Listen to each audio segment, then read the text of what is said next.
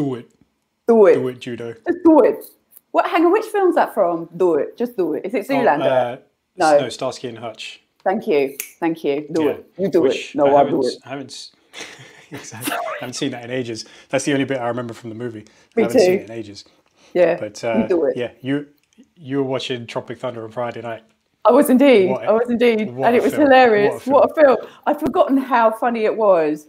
And as I was saying just now, it's like there were so many lines that you say, and it really made me laugh. It's like, oh yeah, it ain't nothing but a thing. They're all of Tom Cruise's lines. That's why my name today is Taminder Cruz.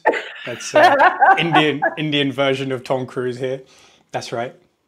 Yeah, all about entertainment. Yeah. And I'm judo. Such a good film. You're judo. I'm judo.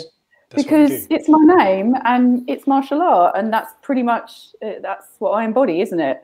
Judo. And you. I've never done judo in my life, but I'm going to be judo today. Well, you just throw people around for a laugh, so I do. Yeah, it's fun. It is fun. Yeah. The film was it was so funny, and from the off, I was just giggling the whole way through. Yeah. It's brilliant. So like at first, and you know when it starts, so you're like, "Is this part of the film?" Because it's all the trailers for all their other movies, and I started forwarding it, and I was like, "Oh no, hang on, this is part of the film." Hang on. They're excellent as well. So funny. But yeah, all the little one-liners are brilliant, and I can't remember the end now. What's the end? Oh no, it's Tom Cruise, isn't it? The end is brilliant where Tom Cruise is just dancing, and he's fantastic in it. Just giving it his all. Oh yeah, big dick swing. He's just so good. I don't have Tom Cruise down as a comedy actor at all, but he was really funny. Yeah, he's excellent. And they tried so hard to make sure that no one knew that he was in the movie. There was really, because there were when he was coming out of like shooting and stuff like that, shooting a scene. Because he looks like a heavy-set man. He's hairy. He's got his fat hands and stuff he's got a bodysuit on. Yeah, he's put all that on as well. So the story goes that when Ben Stiller asked him to do the movie, he's like, yeah, but I've seen the character and I've got this vision in my head that he's somebody who's like, he goes, I want to dance in the movie. There's got to be a dance scene and I need fat hands. So he says he wants fat hands, and they're like, okay. And then obviously it worked out beautifully. And so when they were filming the movie and they were shooting and like in between takes and stuff like that, they had to like try and cover up the fact that it was Tom Cruise because paparazzi were taking pictures everywhere, and they're seeing this fat dude walking around who's bald with a comb over and a bit like, that looks familiar, but we're not sure who that is. And so it started leaking. It's like, it might be Tom Cruise in this movie, and they had to like try and cover it up. So when he actually makes his appearance on that big screen in the film, you're like, oh my God. I remember watching it in the cinema and I was like, oh shit, that's Tom Cruise. This is hilarious. This is amazing. And yeah, it was classic. So good. And that clip that I've seen so many times is brilliant. Please do it. Do the bit. Which one? Was it take a step back? Do that bit. It's so good. Yeah, anybody who's listening, you're just going to hear just this fucking really sorry, just screaming please. down. It's so funny. Yeah, exactly. It's brilliant. He just holds the fuck. He's like, oh, listen, fuckface. First of all, take a big step back and literally fuck your own face. It's so good. It's so good. It's so like good. So good. I mean, but I could reel that off, but that would get pretty belligerent. Do it another time. We'll just have one show where it's just us like spouting lines from films. That'll be it. Whole podcast. It sounds like we need a movie podcast now.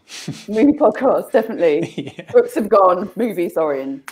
Yeah, exactly. Because this is like last week, The Fountain. I mean, we were chatting about Oblivion before, but like that wasn't on the show. Like Tropic Thunder. Yeah. But we've talked about movies in the past as well. It's like the things we pick up from them, and like so many lines. So many lines. Yeah. But most of my silly lines and things that I say are from movies. Most of the lines that I say are probably from Ace Ventura, to be fair. That's it. That's all I say. It's a classic. I mean, it's a classic. Yeah, I mean, that's a fantastic movie. It's like anytime I say something, and I try and go, like with you now, I try and go more and more outlandish with the references that I make. But you still get it. I was like, you like exactly. Exactly. It's like, yeah, it's like if I said Finkel and Einhorn, you'd know exactly what I was talking about. Yeah, exactly. You said one the other day. What was it you said the other day? And what was it? South Park. You South Park referenced My Tiny Little Mind or something, wasn't it? Yeah. That was it. It was like, this is too much for my fragile little mind. And you, bam! You knew exactly where it came from straight away. I was like, brilliant. It's like, I don't have to explain anything to oh, damn it! I'm just like, yeah, I know that. It's all the silly films. You can guarantee I've watched them, and for years and years and years, I've said all the silly phrases. So yeah. Sorry about that. Yeah. Sorry, not sorry. It's like, I'm sorry. Yeah, there's a ton of inspiration there as well. Actually, for improv once.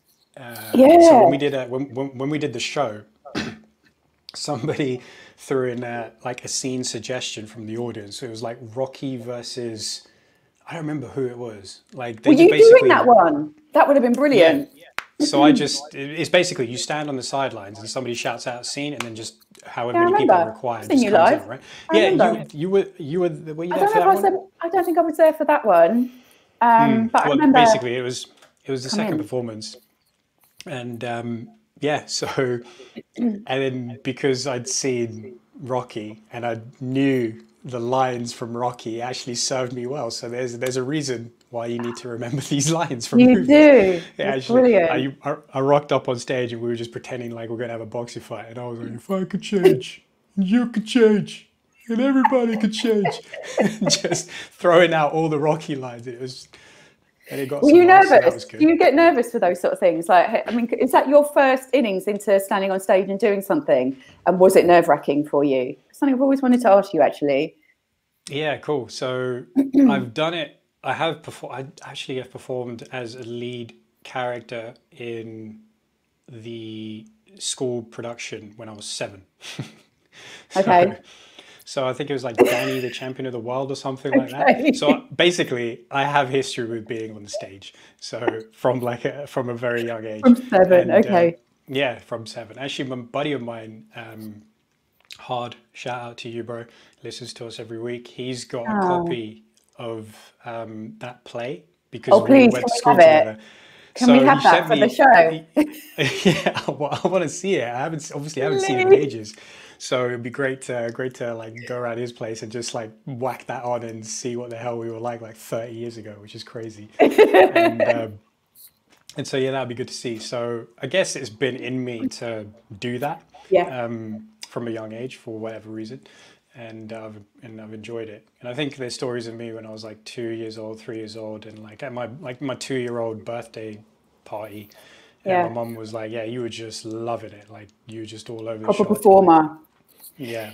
And super interesting because go on. Sorry, I'll carry on in a second. Say again. No, and then secondary school, I did a couple of plays as well. Yeah. I was going to ask you, did it ever taper off? It did taper off. It was more like, I wish it didn't, because in my head, I always wanted to do like drama and PE for like, when you had your choices for like GCSEs and stuff like that. But I went down the so-called sensible route and I didn't do that. I did drama. Yeah, good. I mean, fucking envy you. I wish I'd done it. And just looking back, I was like, look, if I had it the ways I actually wanted to do things, I would have just done these things. And but it is what it is now, and I'm getting to explore it now on some level. There you go. So I was doing that, tapered off, didn't do anything, and then a buddy of mine a couple of years ago came up to me and he was like, I'm thinking of doing improv. And I went, what? You can do that? Where? I am there. Yeah, exactly. I never thought about it, and I just did it and absolutely loved it. And I just did it for up until basically, I think like sometime June 2019, and then March 2020 was obviously when lockdown kicked in. Yeah. So I did like 4 levels of their courses. I basically just did them back to back to back to back. Okay. And with two of those, one of them we couldn't perform, the last one, the level 4, because obviously lockdown. Yeah. And the level 2 and 3, we had a performance, and it was at the first time I'd been on stage as an adult, I think. besides like some presentations and stuff for like old work stuff, that doesn't, to me, doesn't count. This is for like entertainment. So you're just freaking out. You're like, oh my God, like what's going to happen here? Yeah. And, but in a way, it's like I realized there's a lot of peace of mind in knowing that you don't know what the hell's going to happen. So it doesn't matter. Whereas if you had some lines prepared, you could probably be freaking out about, oh, I'm going to forget this. This isn't going to come across how I want it to. But I remember that feeling of that first time I went on stage, because we had everybody in our group asked people to come along. We actually had having like 100 people in the room watching us perform, which was epic. But the energy that they brought, we all as a group just leveled up, because there were a couple of people. There was one person in the group specifically. I was like, oh, I'm not sure how they're going to do, because it was just one of those things. It just felt like they were not getting if you call it the rules of improv as well as everyone else. But you know, the rule is always we have your back. It doesn't matter what happens. So I was just slightly worried about them. But because of the night, the occasion that it was, the energy that we got from the crowd, that person's performance like skyrocketed as well. And everybody's leveled up. So it was great. So it was awesome that, you know, we took that energy and fed off of it. And I was like, holy shit, this is brilliant. It was a lot of fun. So good. And, and so like standing in front of people, that moment where we got pulled on stage, I'm looking and you're just like, holy shit. And then my heart, it always does this regardless of what happens. It just starts pounding. But then the moment the scene started, it was almost as if I forgot people were there. And because I just had to focus so much on what am I actually going to say for this scene to make any sense, or it doesn't have to make sense, but whatever. It's just like for me to build on what my partners on the stage are saying. So very much, I always get that very much that nerve-wracking feeling, get pounded. But I realized in that scenario that once got over that, once that happened, that was like the peak of it, and then it just got into the flow of things, and so that was fun. And even the second time round, similar sort of things, smaller crowd, but similar sort of thing where you just. When I was there, I think then if it was your second time and it was the last one that you did, then that would have been the one that I was at. Cool. So that was because obviously you have experience to fall back on a little bit, so that's helpful. But you do for sure. I was still like, you know, you get that antsiness. I just need to loosen up, get warmed up into it with our exercise and stuff, and there's still that nerve-wracking feeling, but then it actually, you can harness it to carry you through, to feel good in the performance. So it was definitely eye-opening in terms of how I deal with the nervousness, the nerves of that. And it was interesting because it's different, because I've competed once in jiu-jitsu, and that was like, I didn't handle the nerves very well, because that's a case of, it's very different. That's a case of conflict, right? You're just like dealing with somebody else. You don't know what's going to happen as well. It's not, you can't, I know in improv you can't say what's going to happen either, but you have an idea. When you're in a fight situation, which you are in jiu-jitsu, you don't know what's going to happen. You don't know what your opponent's going to do. You don't know how this is going to pan out. And it can be quite frightening, I think. So it's and that's what it was, because like I talked about before, like that agreeable nature predisposition, and I'm trying to become more disagreeable, and a way to do that is through jiu-jitsu, and that's directly challenging the agreeableness because there's conflict. So there's even more discomfort with that. Whereas me going up on a stage, I kind of like the idea of doing that. Whereas fighting someone is like, oh, this is a little bit, but it's something really I can, so I can get more confident in doing. And because I've had that experience, that's been super helpful as well, because like, okay, I had 2 fights because there were 2 different levels of the tournament going on. It's like, if you lost your first fight, it didn't matter, you still got a second fight. And then, because I was just so nervous, like too nervous, a lot of nervous energy went into it, and I got like subbed out in 15 seconds. So it was like, whatever. That's my first experience out of the way. But then I faced a better opponent in the next fight, and I lasted the whole fight. I did much better. It was almost as if like having that first experience was like, okay, I've done that now. It ain't going to get any worse than that. So let's just see what happens in this one. And you know, just put up a better fight, literally.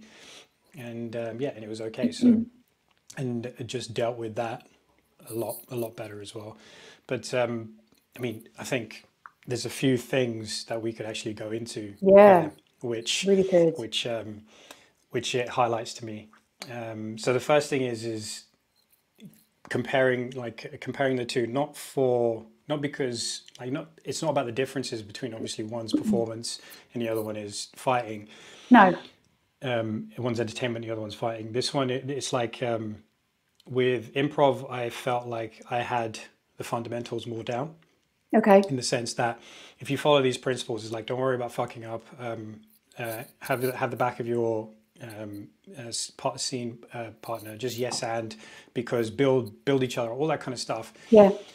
Having those fundamentals down meant that I always had that to fall back on. Whereas when I did my first fight in Jits, I never felt like I had actually had the fundamentals down. I was always doing stuff like throwing shit at the wall and seeing what sticks. And then when you actually get thrown into a confrontation learning curve, like that, isn't it? Yeah. Yeah, but when you get thrown into a confrontation like that, I was like, okay, well, I don't know what I'm doing. It was like, and for me, that didn't work out so well. Okay. It's, and that preparation and the lack of preparation for that meant that I was even more nervous and I didn't know how to, I couldn't fall back on any I didn't have the peace of mind of being able to fall back on some fundamentals. And so I think that played a role. And yeah. With the competition, with the Jits competition, did you feel like you hadn't sparred enough before you went into a fight situation, or was it just that you felt inexperienced overall? Inexperienced overall. It's mostly with the technique and things like that. Yeah, mostly with just not having. I'd been promoted to blue belt by that stage, but I just didn't feel like I had the. So you were sparring blue belts. Down. I see. I mean, I felt like I wasn't. I mean, everybody kind of feels it. You don't feel like you're worthy of it, but I was like, no, I've definitely got this belt too soon, because if you ask me to show some white belts, some basic fundamentals and how to do them well, I'll be like, no, not yet. If you'd gone into it as a white belt and sparred as a white belt, do you think you would have been more confident? Yes, because my initial plan was that I will. I remember thinking I got my third stripe as a white belt, and I was thinking, okay, this will be a good time to just compete, because it doesn't matter. Like, I just don't feel at that stage. It didn't feel like it mattered whether the thinking around it is right or not. It's just how I was at the time. No, it's just how you feel, and I think that's fair. It is interesting though. Yeah, so it was like I was thinking, all right, I've got my third stripe, and I'm going to. I'll compete at the next available tournament, and that's what I was thinking. And then literally after about 2 weeks after I got given my third stripe, I got given my blue belt. So this is what I mean by there's usually another progression, another stripe, and then you're going to go and get it. But I just jumped the gun on that one, and then so probably then why I was you like felt underprepared. Yeah, exactly. So yeah, then I was like, oh no, now I have to be thrown in with some blue belts to compete against. And again, like I said, that massively affected your mindset, I reckon, because suddenly you were like, I'm a new blue belt. I'm competing with potentially really experienced blue belts, and that probably had an effect on your mindset. That's probably why you felt underprepared. Yeah, fully, because it's like, okay, I'm a fresh blue belt now, who also doesn't feel like has the fundamentals as down as well as a blue belt should, and then I could be up against a blue belt who's been a blue belt for 5 years, so which is different when you're at which is different when you're at white belt level, because at white belt you can still have people who are sandbagging. They should be a blue belt, but they haven't been promoted, but they just want to get some more tournaments under their belt. But that's but still, even then, it's just easier to handle the discrepancy. Whereas a blue belt, I was like, mentally, I just went, whoa, felt really uncomfortable. Yeah, and this is where it exposes a lot about the mindset that you have around things, and that's especially since then, definitely been on that journey of if I felt like that, I don't want to feel like that. I want to actually approach the challenge in a way where I can be more open to it, as opposed to feeling like, oh no. It basically fixed mindset versus growth mindset. Instead of being like, oh no, this is too much, I'm going to get my ass handed to me, and I don't know what I'm doing, and I don't feel like I've got the fundamentals down. If I flipped every single one of those statements going like, it doesn't matter because everybody's going to be better than me. This is just going to be a learning curve. I'm going to learn a lot about how I handle these situations and where my fitness level is at and where my technical skill level is at compared to these guys and what I need to do to improve. Then I would have had a much better relationship with competing.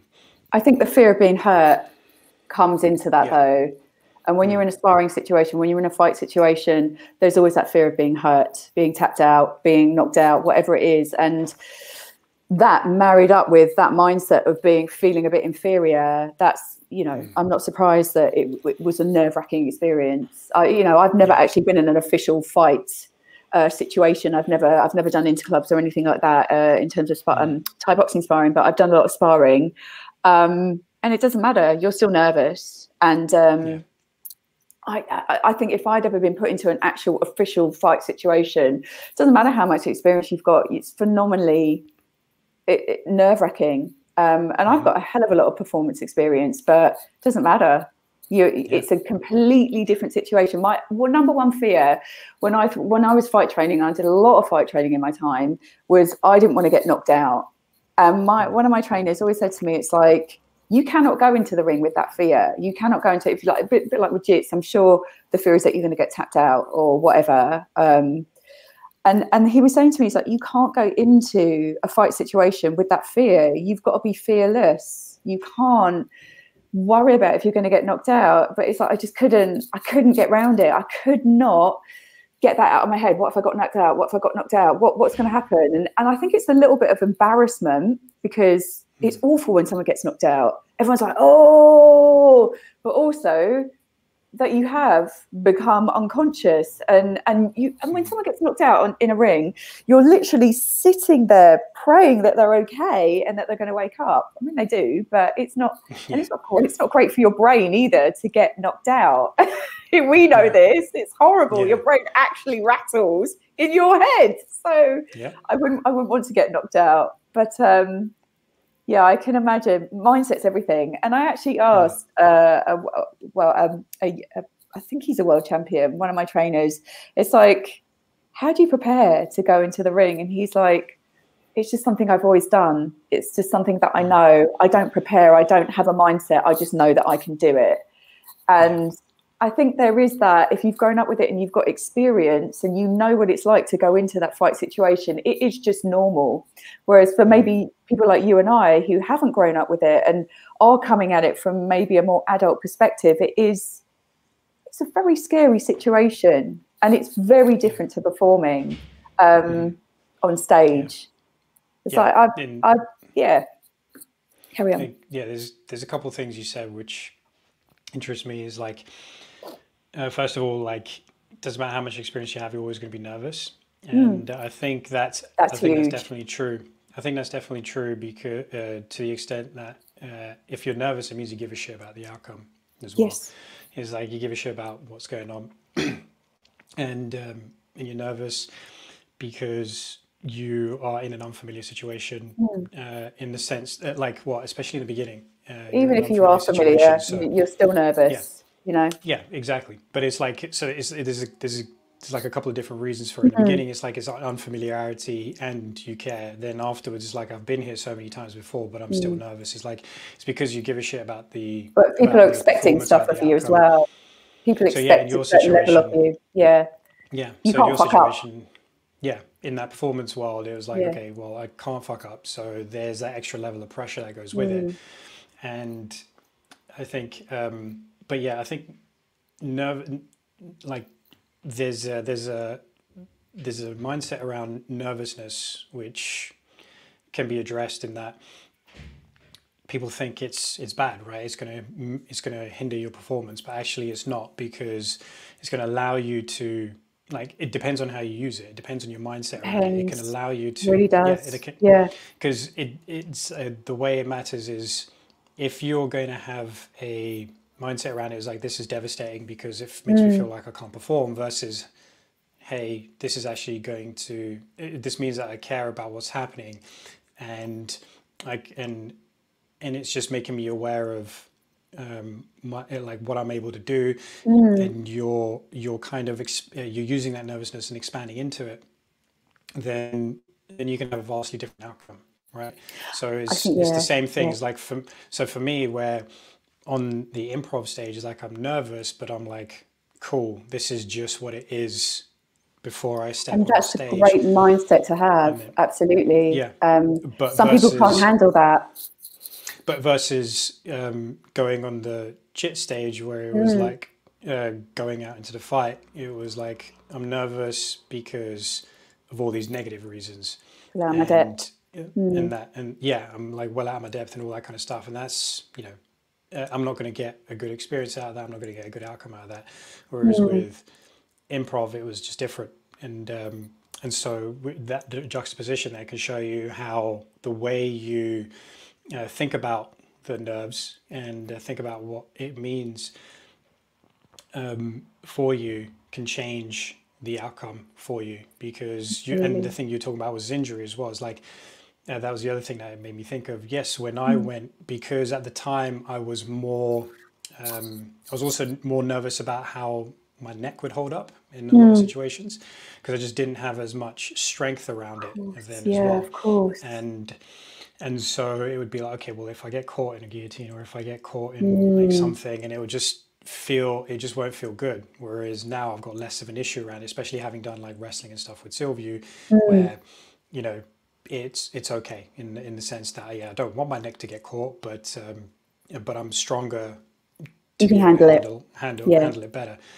And then, yeah, like, you know, being fearful versus being fearless. I'm not sure if you can ever be, I don't think you'll ever be fearless. It's just about how you use that as fuel versus using it holding you back.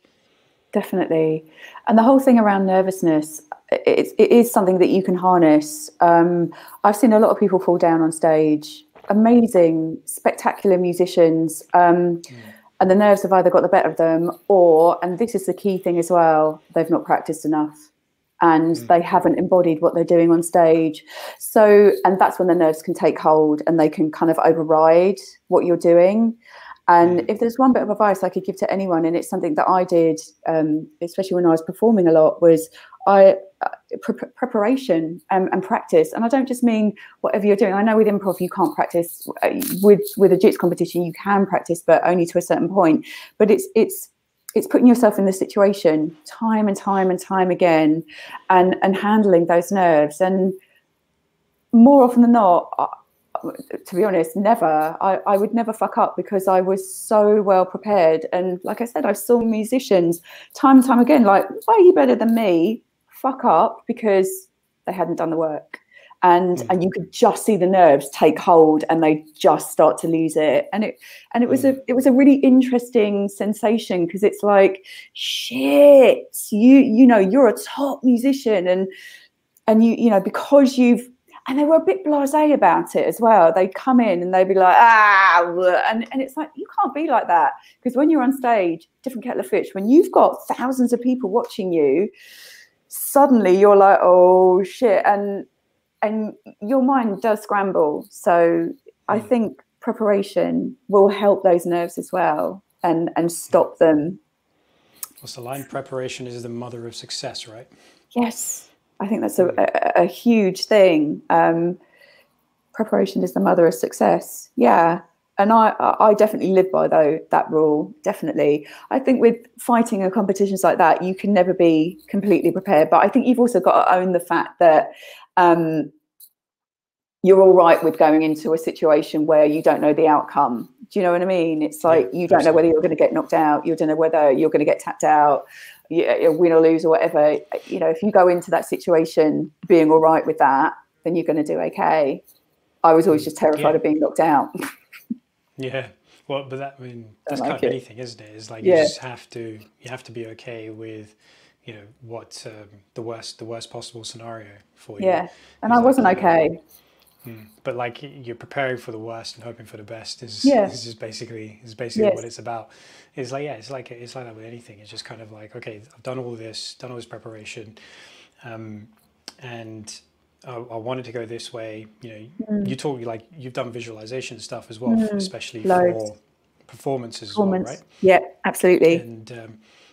And I think, yeah, that'd be good to get your take on that as well, like to what degree that was helpful. And like, you know, we know now as well how actually that affects your ability to pick up a skill as well. So if you're able to visualize what you're doing and visualize an outcome as well, but like really feel it, and it's not just seeing it happen, but like you're living it. Yeah, you're living it happening.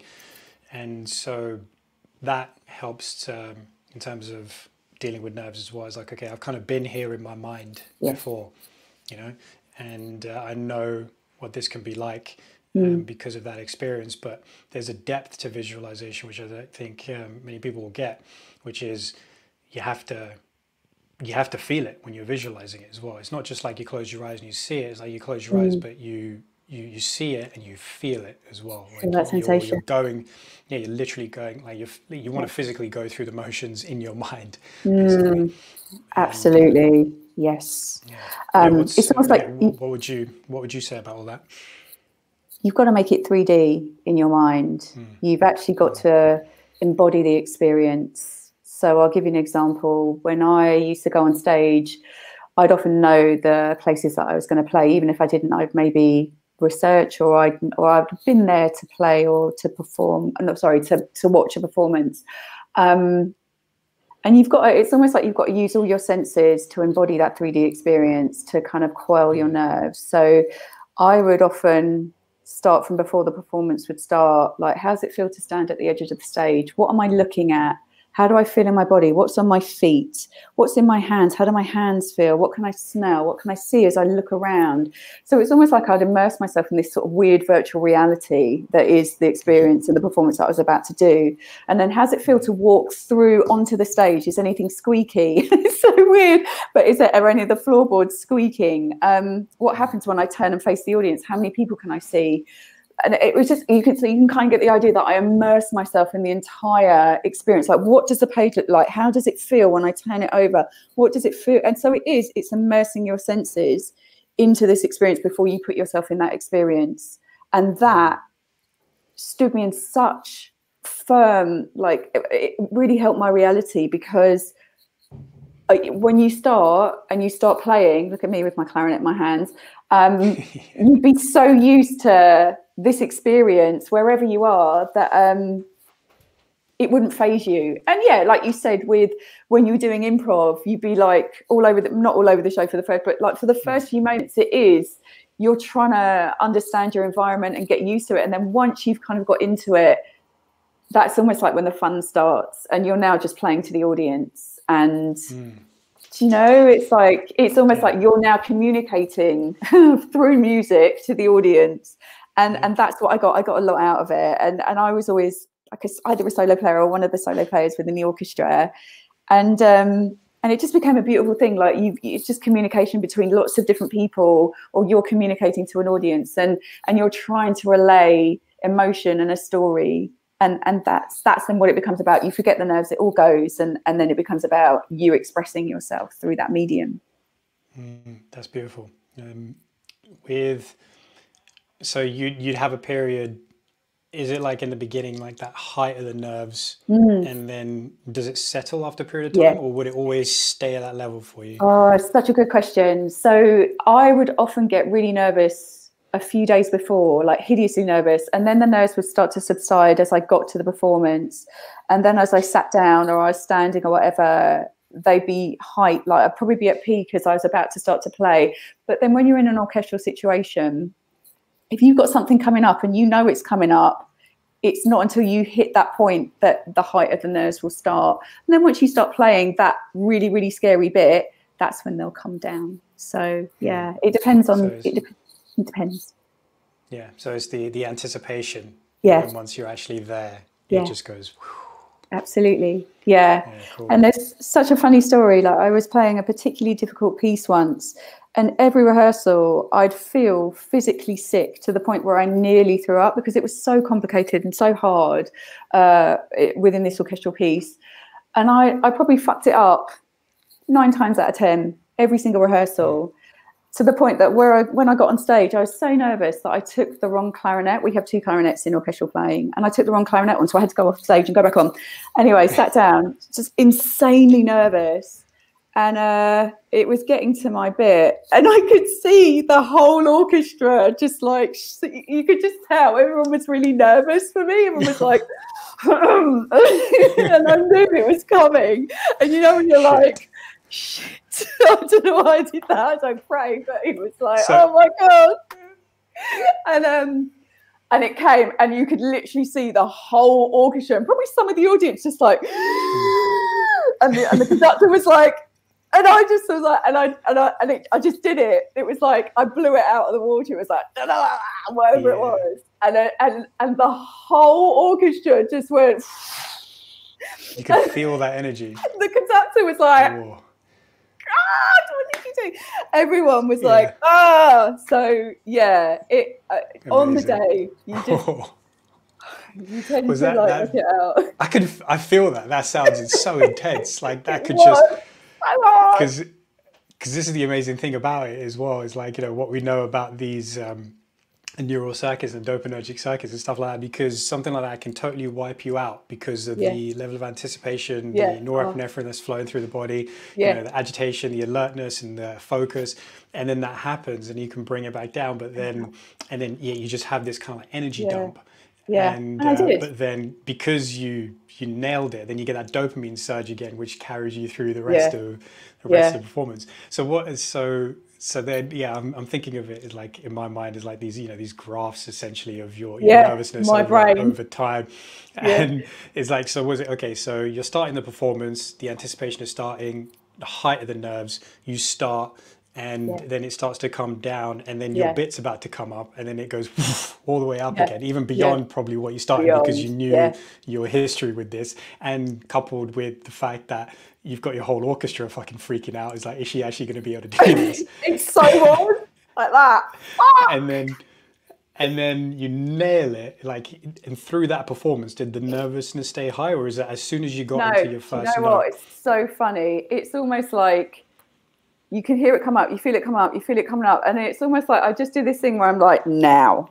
And then I just do it, and it's like bang, and that's me all over. It's like I'll be a mess until that point, and then it's almost like I just switch on, and then it's done, and then I blow it out of the park, and that's always what happens. And it's almost like I don't even know what's going on. I just play, and because and this is the kind of the point of this whole conversation, is because I'm so prepared.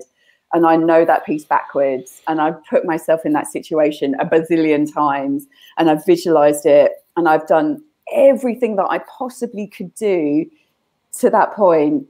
Generally, no, not even generally, 100% of the time I've done it, I'll do it. So it's just kind of, it shows you how important it is to visualize and put yourself there, really. Even if you're not playing in an orchestra doing anything, if you're in an exam, or if you're in an interview, or if you're in, I don't know, whatever it is that you guys are doing in improv, anything, if you've put yourself in the situation and you know in your heart that you've done everything that you can, there's no reason that it won't go brilliantly. So you've got 100% success rate with that as well. It's like, I feel like we're gonna fuck it up every time, and then it works out, smashed it every time. But that doesn't make you complacent. I'm never like, I'll be fine. I'm always like, fuck. And whatever I do, I take that level of preparation into whatever I do. Whether it's a program that I'm doing online, doesn't matter. I still have that preparation, and I've visualized a lot of stuff around it. I think you can bring that into anything that you do in life. So I think you have to. I think this is what you've shown is how valuable that is, and it's something, again, it's something that I do with clients as well, because ultimately you're going for something which you haven't achieved before, or you haven't been down this path to achieve. Again, talking about, let's like, you know, get out back pain, and you may have been in it for years, so you actually do have to visualize a life for yourself where you do have pain-free movement, you feel comfortable, you feel confident in your body, and you don't feel like anything's going to throw it off. But if you can't do that, then it makes it harder for you to recover, because you've got nothing to there isn't that kind of hopefulness, and there isn't something that propels you towards that goal as much. It's like, yeah, there's something that's okay, you're in pain, and that's a big driver to get you to get out of that. But you also have to visualize what it feels like to be in that ultimate goal, to be in that situation. It's like, you can't just be like, I just want to get out of pain. It's like, okay, but got to put in the steps. What does it mean to be out of pain? So visualize that life. It's like, what are you doing? Are you going hiking? Are you spending time with your family and friends and not worrying about your back pain? Are you able to be more productive at work and you finally get that promotion because you don't have to miss days off at work and because the back pain's been killing you? Are you going back to playing football or going to jiu-jitsu, or being able to play your instrument and be able to sit down and be able to handle that and get the joy out of that? It's like, you want to be able to visualize that life, because if you can't, then the outcome's harder to attain. And and just by visualizing it, you can actually start to feel better as well, right? So there's the power of that as well, because if you, for example, if you didn't visualize, imagine the level of nerves that you're approaching the scenario with, approaching the performance with. It might actually cross that threshold where it's too much and you're like, I'm fucked, I'm done, I'm freezing, and I've got to get off stage. And there's also something else in that as well, because it happens is height of the nerves, and that's when, so it's anticipation, that's when the performance starts, right? So that's your moment of action, is basically your moment of your moment of greatest courage is at your moment of greatest fear. So otherwise there is no courage, right? So you're at that height of that fear, that nervousness and that anticipation, and that's also the moment where your greatest amount of courage is going to come out. And when you have that, then you basically, it is a courageous act to be able to take that moment and just do what you said you were going to do, and live out the thing that you have to live out. Because if you and that's essentially, that is kind of like the definition of courage. Basically, it's only going to happen at your greatest moment of fear, because and so then you've got, you've done that, and you can do it repeatedly. You can do it again, you can do it again, and you can do it again. And so you're always improving your boundaries and your thresholds for dealing with that level of nervousness and fear and uncertainty. It's definitely a skill. It really is. It's a skill that you have to hone and practice. It doesn't happen overnight in anything. I think, in any level of performance and competition, or whatever it is that you're doing, even public speaking. It's like, if you put me into a position where I was public speaking, I don't know if I could do it right now. I definitely have to practice that, because that's that's way out of my comfort zone, just a thought. So it's a skill that you have to practice over and over and over. And I think there's huge benefit in it, but it's almost like you have to put yourself in that place of fear, don't you? Time and time again. It's like, that's an amazing thing to be able to stand up and do improv. It's like, I don't know if I could stand up and do improv. Like, I'd probably be like, whoa. So, I just, which is how we all feel in the moment we're up on stage. You'll do it. Yeah. But that's from someone that has had no experience of improv, apart from when I was in school. I used to mess about with that in drama. But you've put yourself in that situation time and time again. So you have a level of, I know what's going to happen vaguely. Someone's going to say something, I'm going to have to think of something. And the nerves will help to bring that about as well. Like, you can use those nerves to your advantage, I think, as well. Yeah, that's definitely the whole point. And like to be clear as well, I'm still a white belt at improv. It's like, I did it for just under a year, but it's one of those where, especially after what I've been through with jiu-jitsu and just basically learning how to learn well. Like, so I started approaching it and being like, okay, well, what are the fundamental things that I need to understand about improv to just be able to pass, just be able to get by on it. And it's those fundamental things I was talking about. Is like, don't worry about fucking it up. Yes, and build on what your partners are saying. always have their back, and then just go with the flow and build on it from great there. life skills. Exactly. This is why, I mean, I recommend doing it to people as well. I mean, like, the more scared you are of doing it, the more I recommend you should do it. Because what you get out of it as well, there's like, I mean, I could talk about so many different things, but it's essentially, you know, it breaks down barriers between people. It teaches, you know, you are doing teamwork. It teaches you to not judge the thoughts that come to your mind, so that it spawns greater creativity. It improves your ability to link between different concepts and topics as well, because you're just going in any kind of direction, and then somehow the most beautiful thing can come out of it as well. Like, there's I just remember especially one particular scene that we did once, and it was funny, but then the way it moved on, there was no way we were scripting that. There's no way anybody was scripting it. And you thought it meant one thing, and then just it went on for 30 seconds longer than you thought it should have. But that extra 30 seconds made the scene have so much more depth and give it a completely different meaning, and turned it into this strange world. It was incredible. It was an incredible thing. And it's just a case of going with the flow, linking things together, being open to all these different ideas that could come about, and not saying no to them, right? So yeah, there's plenty of life skill to be gained from doing something as fun as improv, and not to mention, like, you know, the kind of creativity boost that you get. But I can't remember where I was going with this now, but you just said something about it. But no, it's fine. And it's kind of what we do with this podcast, isn't it? It's like we start with an idea, we riff with it, and it goes somewhere completely different. And as long as you're open to it and you're learning from it, it's like and that we were improving the whole time. Like, we have an idea, and look where we are now. Just done 45 minutes, and we started with Air Tropic Thunder. Yeah, exactly.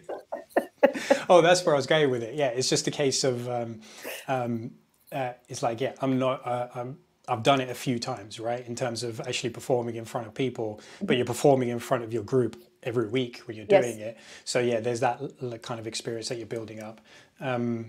But it's, yeah, and then when you learn how to learn better, that improves your rate of improvement in the thing that you're doing as well.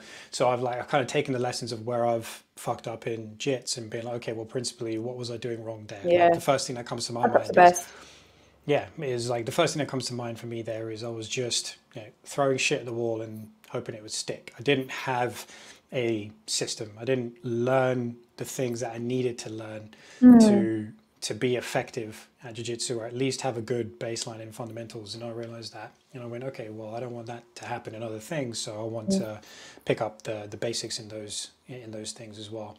So yeah, and it improves your enjoyment of it as well. And definitely. But yeah, there's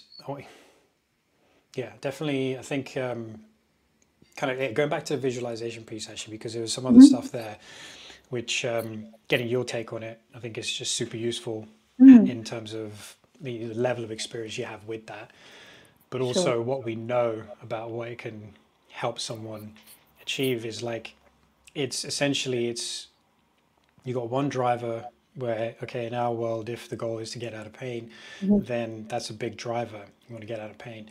But then seeing that ideal world in the moments where it feels like shit is not going well for you, but you remember that vision and you visualize it, then it drives you forward again, right? So it helps you to not fall back and stay back. It helps you to go, okay, I've fallen back.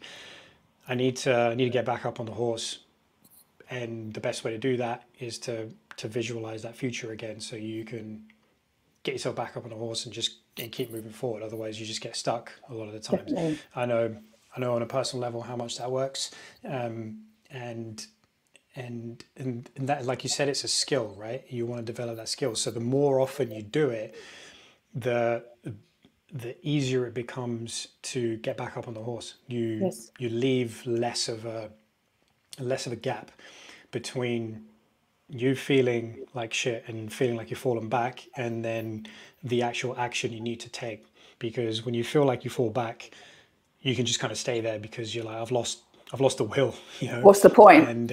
And what's the point? Exactly. This sucks. So then it takes days and days and days and days. But then if you actually intercept that somewhere in that gap with that visualization, then it helps you get back on the horse quicker. So instead of it being days and days and days, it can be maybe 1 or 2 days, and then you're back on the horse. Or it can, and then the stronger you get at doing that, then it can be a matter of hours. You know, you could feel like if it's a nutrition thing, it's like, you know, a lot of people go all or nothing.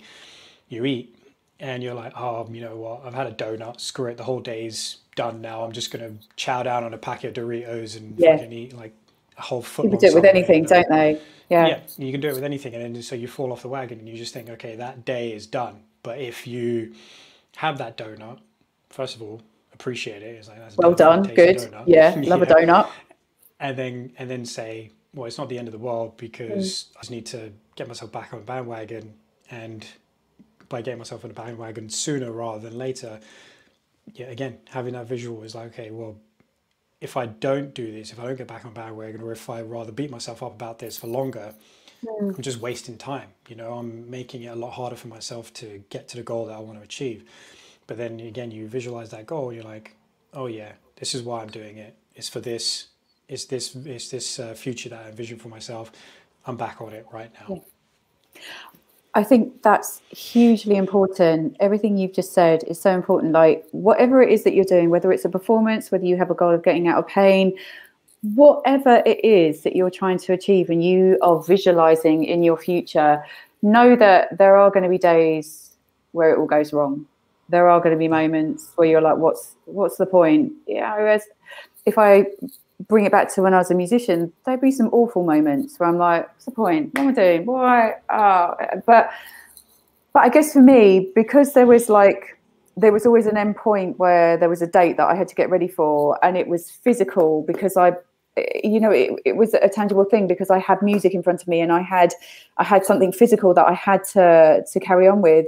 It was easier to get back on track. I mean, you could use that as well, though. If you're trying to get out of pain, it's in your body, it's physical, isn't it? You can feel that in your body. And yes, we all have moments where it all goes wrong. Or if it's a diet and you have too many calories, you have that donut, it's not the end of the world. You can get back on track. And I think as long as you, great if you can take a few hours and reset, but sometimes it would take me a day. It would take me a good night's sleep, and then I'd wake up the next day and I'd feel better and I was back on it. It's almost like maybe you do need to reset through that night's sleep to remember your goal, to reframe everything, to then get back on track in whatever it is that you're doing. Great. I mean, if you can do it in a few hours, that's amazing. But know that it's okay if it takes a day or however long, as long as you keep that goal in mind. Yeah, exactly. And you've reminded me of another thing as well with regards to visualization, because you built up a hell of a skill with doing that, kind of feeling it and like making it 3D, as you said. That's really nice. It's like, you're in it. You're not just seeing it like on a screen in a cinema. You're actually, you're inside it. You're looking around you, left, right, behind you, in front of you, and feeling what it would be like to be in that moment. And so the reason why it's important is because talking about like the kind of the number of thoughts that we have on a given day, right? Some people put estimates on it. I don't know like how much truth there is to it. 60,000, 80,000 thoughts per day, and like on that, surprised.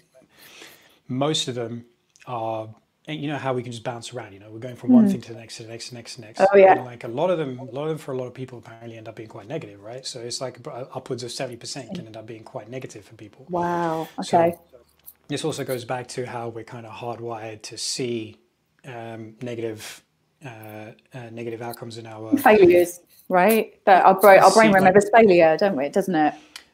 It's like in this case is like we're hardwired to see negativity because at the end of the day, it's first and foremost it's about survival, and so if we need to pay attention to the thing that could kill us, basically.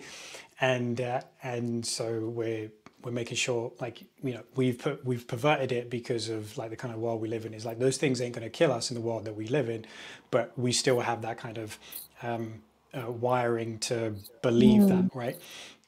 So then it comes into what we talked about before with gratitude, is injecting positive thoughts into that system again, just like intercepting those negative thoughts, any negative rumination that you might be having, and you're just spiraling out of control with those thoughts, is like actually inject it with a particular thought, and then build on that thought instead.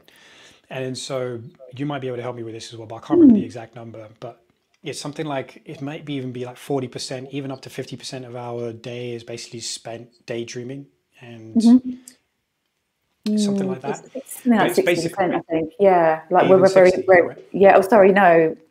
Yeah, it's around 50-60, where we're just we're very not introverted, but we're internalizing everything. Is that what you mean? Yeah, exactly. Yeah, we're internalizing. We're in like that default mode network, I think it is, and in the brain, where this particular network is, part of the thing it's doing is just like visualizing a future for us, which is quite unique to human beings as well, right? Is like apparently not any other animals in the world are able to visualize a future for themselves. So we have this power of imagination and daydreaming, and we spend a lot of time doing it. If you actually catch yourself, you realize you're doing it way often than not. You know, shower thoughts, for example, is one thing. You're visualizing the future. You know, you're seeing things, but it's not necessarily that you have any control over it, because it's just like, you know, like a bit of a slideshow just flinging through past your eyes. So if you're thinking like, you know, we're saying it's potentially up to 60%. We can't remember the numbers, but somewhere between 40 and 60% of your day is spent daydreaming. Then that is visualization.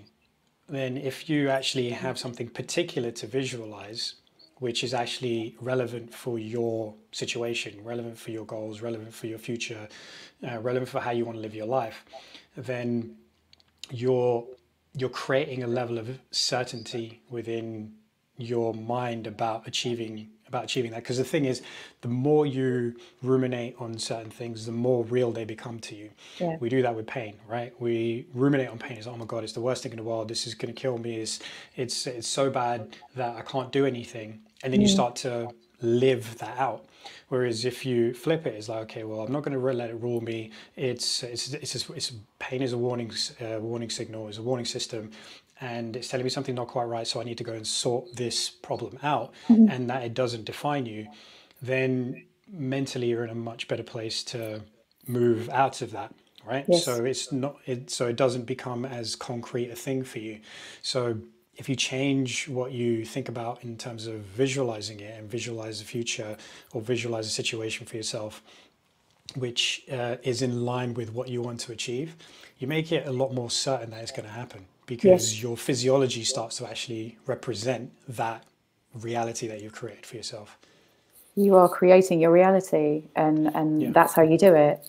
You know, you can either create that reality that, oh, I'm never going to get out of pain, it's never going to be better. It's that self-fulfilling prophecy, isn't it? Whereas if you're like, okay, I'm in pain now, but I'm going to put steps in place, I'm going to visualize a moment where I am out of pain, and I'm going to work towards that, then you're almost remaining present but creating reality at the same time, aren't you?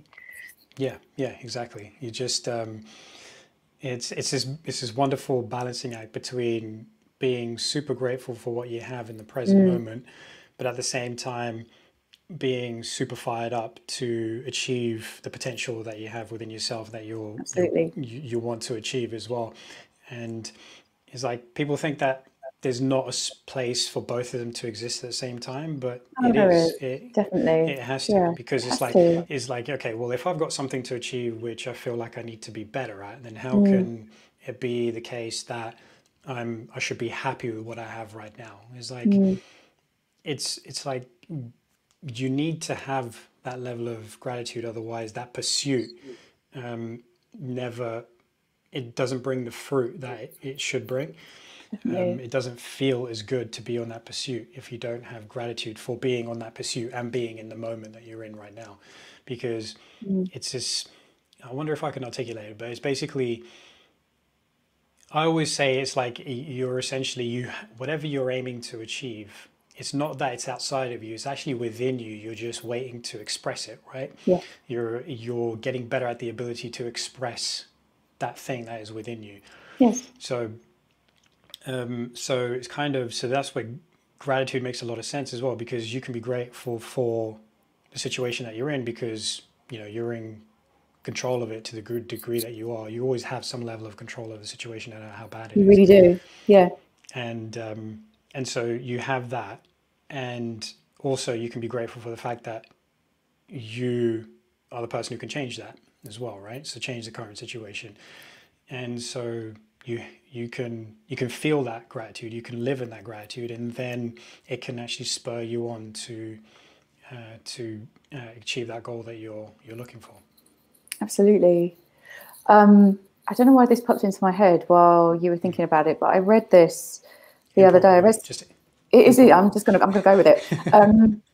So they were saying something about if you are a lottery winner, for example, often lottery winners they can't wrap their head around the fact that they've won all this money, but also it doesn't make them happy. You know how people are like, oh, when I win the lottery, everything's going to be perfect. It doesn't work like that. It's like lottery winners often find it really difficult and aren't necessarily happy, even though they've got this amazing amount of money, because they haven't visualized that outcome. Do you see what I mean? They haven't worked towards that goal of earning all that money.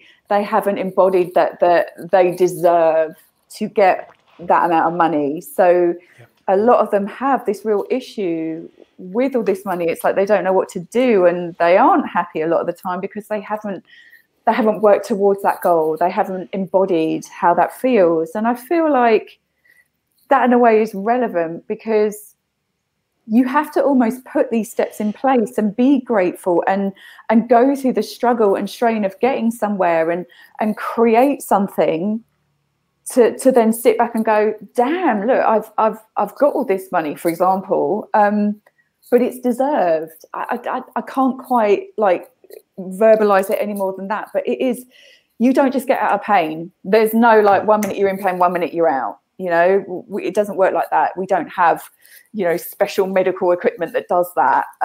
It's like it's a process that you go through, and that achievement, then it almost creates something more around it. Like, you can help me out with this as well, but do you know what I mean? It's like, yeah, absolutely. You have to go through that process.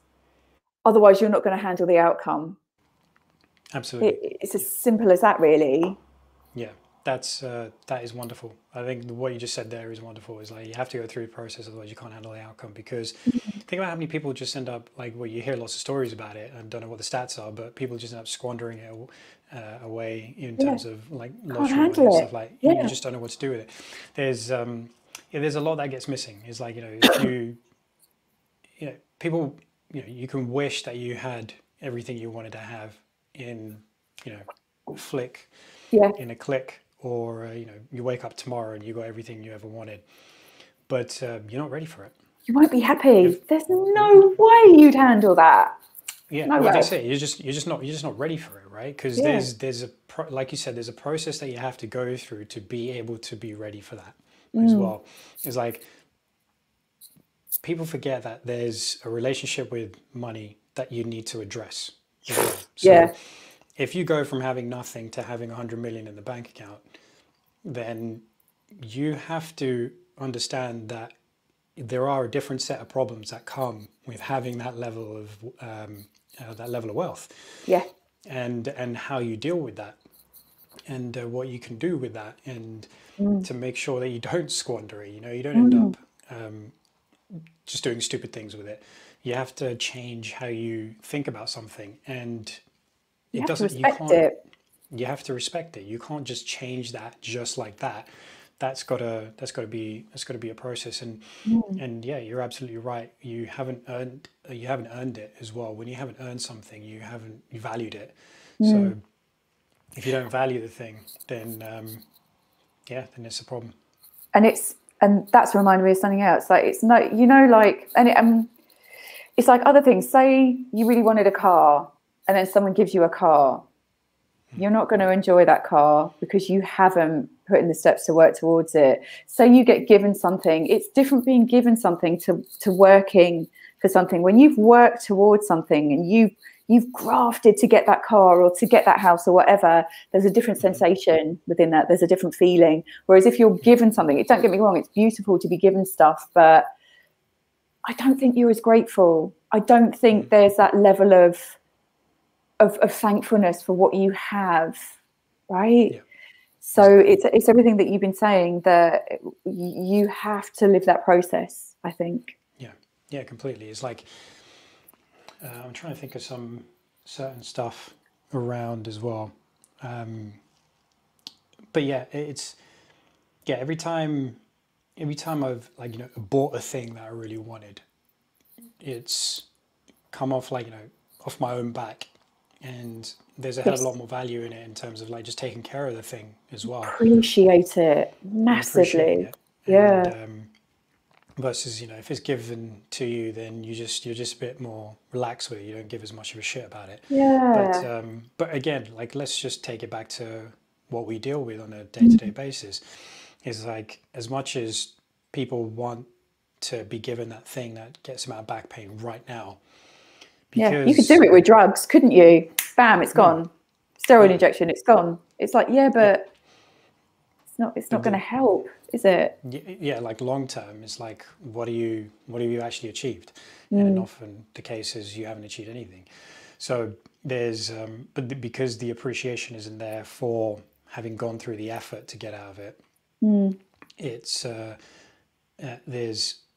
it won't change anything. It won't change the fact that you have to go through the process, basically, to be able to appreciate what it takes and what your body is actually capable of, so that you keep yourself out of that situation. Because if you just get given the remedy right there, right then, and you're not going to be doing the things that got you in, you're not going to stop doing the things that got you into that problem in the first place. You have to get yourself out of that hole so that you can avoid getting back in there. And if we actually put it to something structural, this is a thought that's come in. It's like, you know, when people get bunion surgery, right? And just as a real life example of actually a structural situation that I see all the time, people get bunion surgery. Nothing's changed in their structure, in their foot positioning, in their alignment, in their stability. So that's going to come back.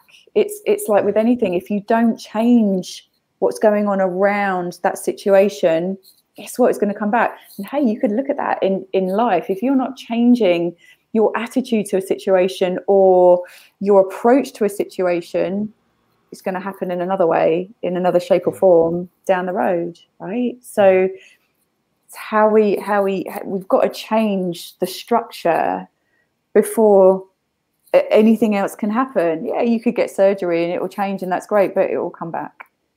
Really, that was my thought around that. Yeah, that's what happens. Is how successful is lower back surgery? Not very. Well, is it 5%? Is it 5%? I don't want to, something like that. I don't want to put people off, but it never fixes the problem. No, sorry. Yes, sorry, like, I do want to put people off. There's very rare cases. I do want to put people off. Yeah, is the thing that needs to be done. Is conservative treatment hasn't been taken to its logical conclusion before that's necessary, and there's very rare cases that is actually necessary. So I know with certain people it is the end of their line, and they are in serious amounts of pain. But part of me is like, oh, I wish you'd just come to me before that point. I really do, you know. Yeah, exactly. But like I said, very rare kind of cases. It's like if you've got a cyst in your back, if you've got a tumor in your back, I mean, in those cases, we're not going to be dealing with you. Nobody's going to be dealing with you apart from a medical team. But yeah, that's very, very, very few and far between. Yes. And you've got a long way to go before you even have got to surgery. It's becoming more and more accepted that surgery is not the solution.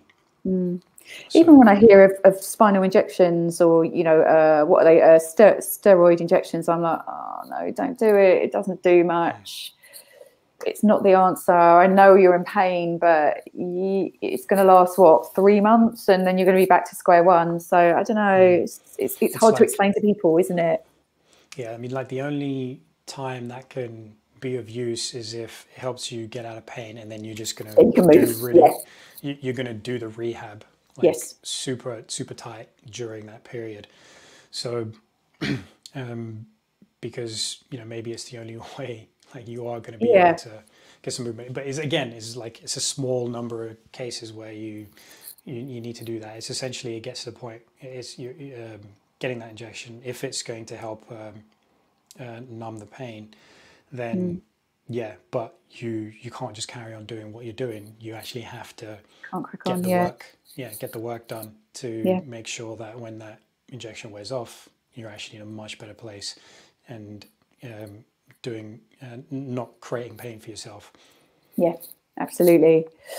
And often in my line of work, people have already had the injection and they're like, right, or they're about to have an injection and they're like, and you know, and it's fair, like they'll say, and now I want to do the movement to get me out of pain. So that's great. But the amount of times I've been doing this a long time, that the injections don't really work. They don't have much of an effect. And I think, you know, just going through that motion of having a steroid injection, it's a stressful thing. It's a stressful thing. And actually it's disappointing afterwards because it hasn't done what they expected it to do. And then it's like, oh, right, okay, back to square one. And it's like, okay, well, let's stick with it. Stick with the movement. Yeah, exactly. It's like, go there first and stay with it. It's like, again, don't look for a quick fix with this. It's, that's what you said. It's taken time to get into this position. You've got to, and it takes time to get out. And you've been in this place for time, so it's going to take a little bit of time to get out. But you just be diligent with it and appreciate the process. Absolutely. And like, so that can lead us on to one of the things you want to talk about, which was essentially like sensation versus stimulation, which is, you know, the burn, experiencing the burn and feeling the burn when you're exercising. So, and this I think would be a really useful discussion. I find it interesting that people feel like they haven't had a good workout unless they feel the burn, or they ache for days after, or I can really feel that. Oh my God. And over recent years, I mean, I get it. Like, we do martial arts, like, we feel it. You know, don't get me wrong. Like, I like feeling my workouts, but at the same time, especially when it's based around pain and spinal stuff, I'm a bit like, it hasn't sat well with me for the last couple of years. It's like, I get that you want to work out. I get that you're paying money and you want to feel like you've done something, but also at the same time, I think it's okay to come away from a session feeling like you've moved a joint through its range of motion, that you've got a better sensation and connection into your center, that you understand what the breath does for you, that you feel that you're more aligned. I think it's okay to come away from a session not having felt the burn and just maybe having embodied your body a bit more. And for me, it's like, I could go into a beginner level class, whatever it may be, Pilates, whatever it is, and use all the stuff that I know and incorporate that within the class, and I will come away knowing that I've had a good hour of movement. And I might not feel it like I feel a JIT session or whatever, but that's okay. It's not a waste of an hour. I think that I've really struggled with this as an instructor. It's like, I suddenly feel like if they don't feel anything, that I've wasted their hour. And it's like, no, that's not the case. I've taken you through a range of movement that is going to better your body. And it's okay that you didn't feel achy the next couple of days. It's perfectly normal. It's like, as long as you felt held and supported when you were doing the movements, that's okay. But it's a conversation that I have an awful lot. And I'd love your thoughts, because it's an important conversation. It doesn't have to be that you feel the burn the whole time. Yeah, exactly. So with the burn, there's a time and a place. But if you're experiencing it all the time, then you're not doing your body any good. No. So generally speaking, that burn is going to come along by doing concentric contractions. So basically, when a muscle is shortening and you're squeezing, and that's when you're generally going to feel the burn more often than not. Or that's when it's most intense. Now, when it comes to core work, your core doesn't function like that. It doesn't function where everything is shortening and squeezing hard. Right? So if you're looking for that burn in your abs when you're doing core work, which is, again, context dependent, but let's say, we're talking about back pain and we're talking about recovering from back pain. If you're getting that sensation, then you're not stimulating your core the right way, essentially. So you want to, because people need to improve their function first and foremost before they go into doing any kind of those, let's say, the hypertrophy, the muscle growth workouts, right? And even then, there's a case for not limits. Having to, yeah. There's limits. It's like even then there's a case for, like, if you're feeling the burn all the time, then you're basically going to be overtrained very, very quickly, and you're not going to be able to handle the work that your body's going through. So when it comes down to improving function, you don't need to care about feeling the burn. So it's overrated. You don't need it then. I agree. And where else? The idea of sensation does not equal stimulation. So what I mean by that is if you're getting that sensation of the burn, that doesn't mean that your muscle is stimulated in the best way possible. So again, going back, and stimulation is what we're after, because we need to stimulate a muscle or a group of muscles to function correctly during a movement that you're making. If they're not functioning correctly during a movement that you're making, you're going to compensate. And if you're going to compensate often, you're going to create problems in your joints. And then that, the end of the line there is creating some pain for yourself. Yes. So again, that's what's going on with a lot of people who have back pain. So you need to be able to improve the function of the muscles around the core. And improving the function of muscles, there's a multitude of activation going on. So it's not that short and squeeze. Your muscles are going through a whole range of them. They're going lengthening and loading. They're shortening and loading, and they're staying locked in and loading as well. So there's the isometric contraction too. They're all doing that in varying degrees at different cycles, at different air points in the cycle of your breathing. And breathing is the fundamental to getting that right, is a fundamental to improving your core function. So you don't need to feel the burn for that. What you need to feel when you're coming away from that is like, I've done this. I feel light. I feel loose. I feel more connected with my body. I feel taller. I feel more efficient. Like, with the movements that I'm making aren't laborious. So that is an amazing workout, and you are stronger for having gone through that workout than if you didn't do that, basically. Because by virtue of being more efficient with how you use your body, you are going to be able to generate more force and more power more easily. So don't worry about it. You don't need to worry about experiencing the burn. The burn comes into it when you're learning how to load your body well, and then you're doing some weighted workouts, you're doing some extended workouts, you're doing some high intensity workouts. You're pushing your body, and then you will experience some level of burn. And speed and things like that. Yeah, absolutely. Yeah. So the key is, but if you're experiencing that burn often, then you're going to burn out your body a lot more quickly, and you're going to be overtrained, and that's not great. You're going to compensate, and I think that I am going to get that clip and send it to everyone that I know. That's it. We'll splice it out And be like, seriously, hey, you know this conversation that we had? Here you go. We need to like literally store that in a library and have it. There you go. What? No, burn. No, there, have that. So that's a hugely important conversation. It's so important. Like, just know that you've worked in a different sort of way. Yeah, I love that. Thank you. Yeah.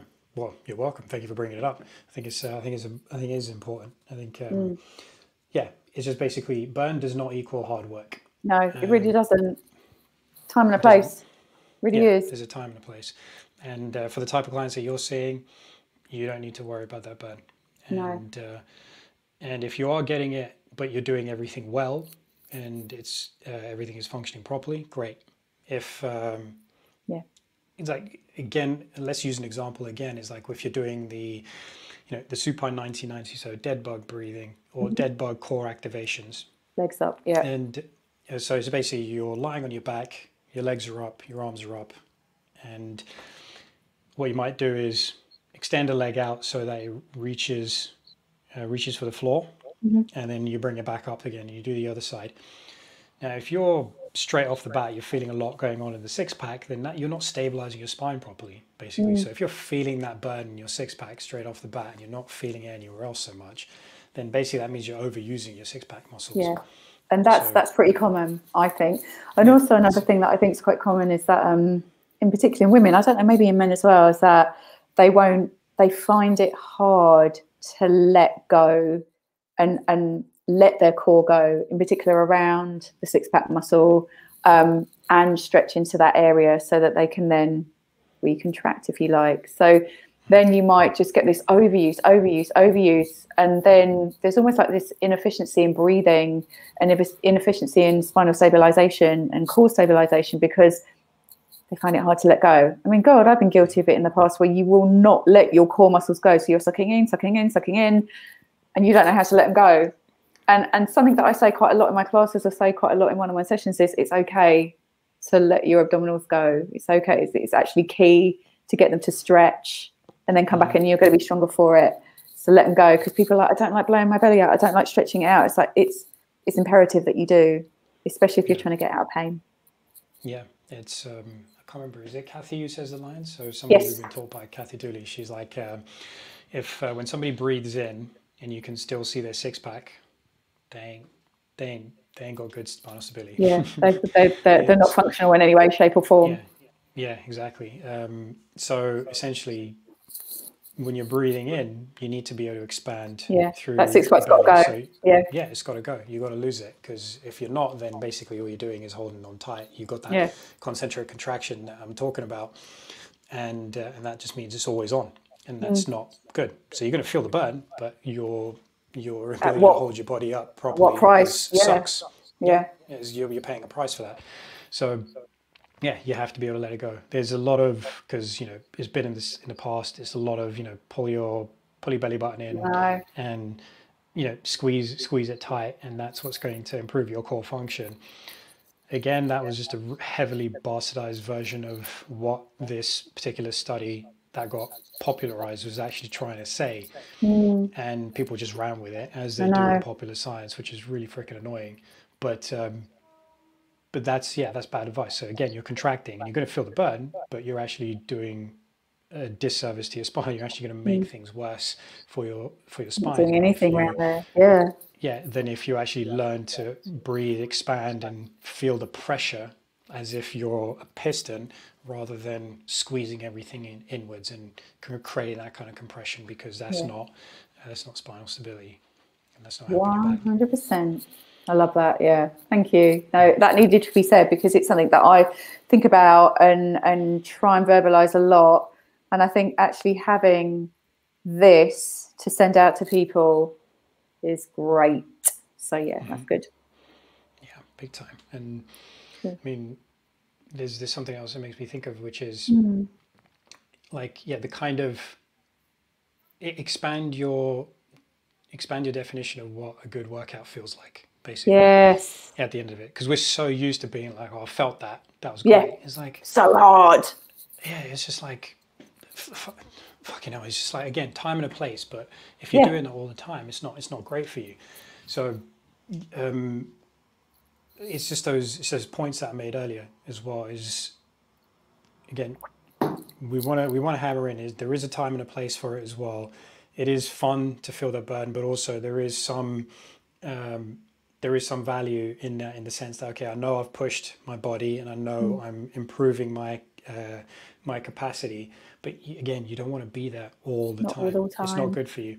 And then when, again, we bring it back to back pain recovery, you definitely don't want to be there in those early stages. You want to be able to feel engagement in muscles, but but in that sense of you feel connected, you feel more efficient, you feel like you're taller, you feel like you can breathe better, you feel like you have more energy coming out of the session, and you feel light on your feet, and you feel there was another one I said, but anyway, that's a big enough list anyway.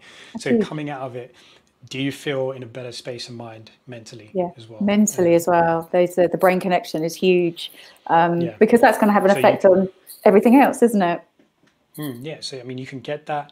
So there's differences. Is like you can get that when you've pushed it and you felt the burn, and mentally that's good for you as well. But in this scenario, what you actually want to feel is that kind of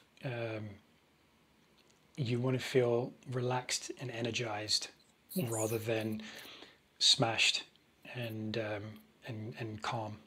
So that's what's important. So we're not saying, and just to be clear as well, we're not saying that you shouldn't ever feel the burn, but depending on where you are on the gradient of being able to handle that kind of exercise, you don't want to be there, especially if you're doing a back pain recovery, and if you are recovered, then you want to gradually introduce that kind of stuff so that you can, again, graded exposure, where you expose yourself to that. You feel that burn, you feel like, for a day or two you can't walk because your glutes and your legs are fired up, but bring it back down from that level as well. You can't be there all the time because you're just hammering yourself, and that's not going to serve you well.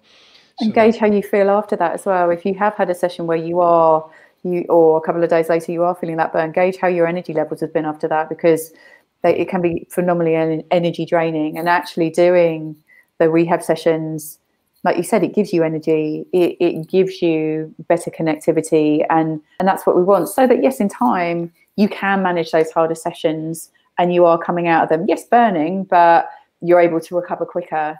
That's the whole point of rehab, isn't it? That's the whole point of what we do. People can then live their lives as they want to because they've done this rehab with us. Yeah, exactly. It's just know where you are on your specific journey in terms of what you're currently able to handle and what you're building up towards, and then you'll feel the burn appropriately. You'll introduce the burn appropriately. Yeah, not all the time. Yeah. Not all the time, exactly. Exactly. Good stuff. All right, Judo. Taminda. Yeah, Taminda. I can't do it. This is where you get some practice in some Punjabi. This can be the name of my firstborn son. Taminda. He's going to have an awful time at school. Poor little boy. I feel for him already. Yeah, exactly. Oh man, yeah. But anyway, that was good. That was good fun, and particularly enjoyed your insights into visualization and nervousness as well. Many a story. Yeah, exactly. I think we're always going to be coming back to that. But for everyone listening, thank you very much for tuning in. Follow the show on Evolve, Achieve, Thrive on Instagram. And find us on Facebook for that as well. Please subscribe to the show to get your regular updates on episode releases so you never miss an episode. And tell us what you're thinking about the show as well. Drop us a message over Instagram and tell us what you resonate with the most, because it really helps us get insight into what you guys are thinking as well, and open up a dialogue with our listeners. And plus, leave a rating and review on Apple Podcasts. It really helps us to get the show out there as well. So subscribe to the show, especially on like Apple Podcasts or Spotify or whichever podcast host that you are listening from. And we will catch you again next week. See you later.